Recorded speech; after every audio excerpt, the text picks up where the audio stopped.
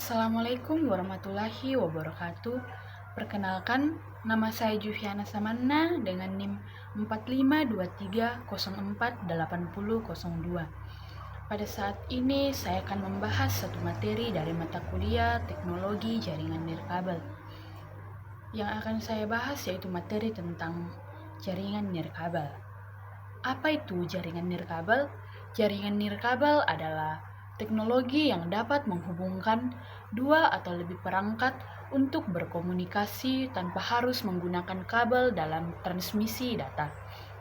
Artinya, dengan menggunakan jaringan nirkabel, kita bisa saling terhubung meski jauh dari router.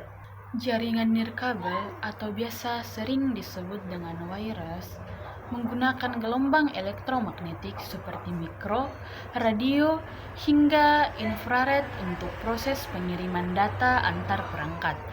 Selain itu, jarak yang bisa dijangkau menggunakan jaringan nirkabel pun beragam. Ada yang hanya dalam jangkauan jarak dekat dan ada juga yang jarak jauh. Salah satu contoh, kita memiliki suatu barang yang sudah memiliki teknologi jaringan nirkabel, yaitu smartphone yang dimana di dalamnya mendukung jaringan WiFi dan juga jaringan Bluetooth. Berikut ada beberapa jenis-jenis jaringan nirkabel. Yang pertama yaitu WLAN atau Wireless Local Area Network, yaitu memungkinkan dapat menghubungkan dua atau lebih perangkat untuk saling bertukar data dan informasi. Ini menyediakan koneksi melalui access point dengan SSID untuk jaringan internet yang lebih luas. Biasanya WLAN dipakai pada tempat-tempat yang wilayahnya kecil seperti perkantoran, sekolahan, bandara, perpustakaan, dan sebagainya. Jenis yang kedua yaitu WMAN atau Wireless Metropolitan Area Network. Ini dapat saling menghubungkan di beberapa titik pada wilayah metropolitan. Contohnya adalah gedung perkantoran A dengan gedung perkantoran B, atau bisa juga jaringan ini dapat menjangkau satu kota sekaligus.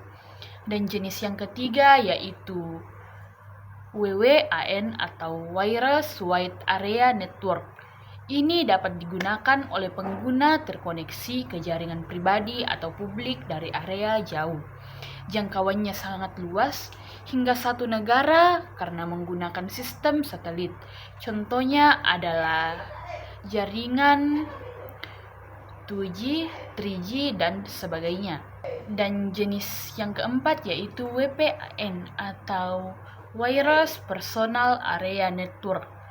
Ini adalah jaringan nirkabel yang jangkauannya paling kecil karena bersifat mendadak.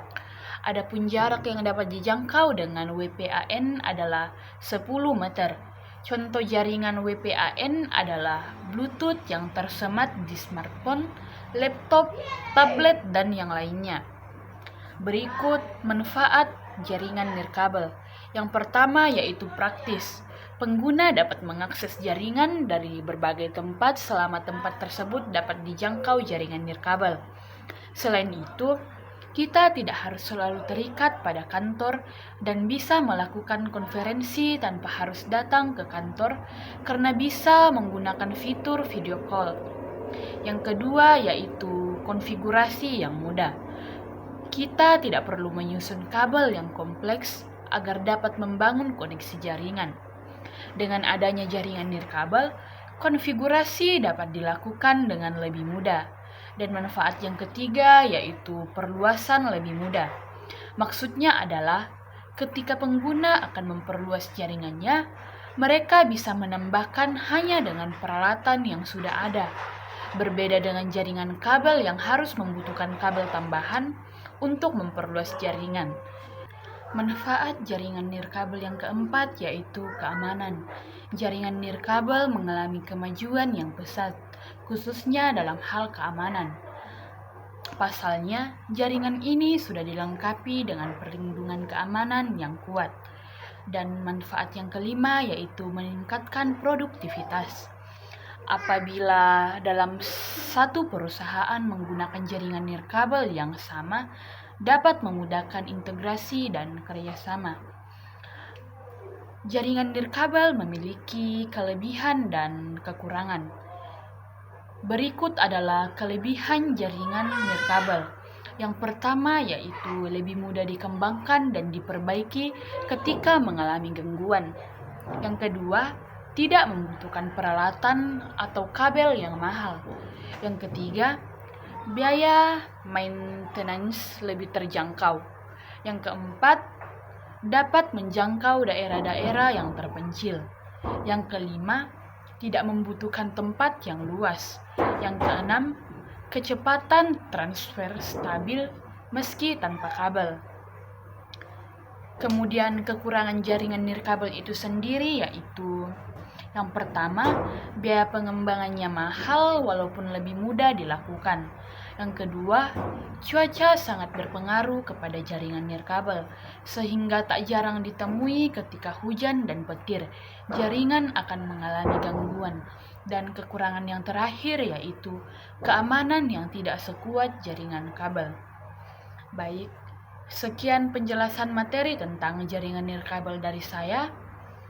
Terima kasih. Assalamualaikum warahmatullahi wabarakatuh. Dadah.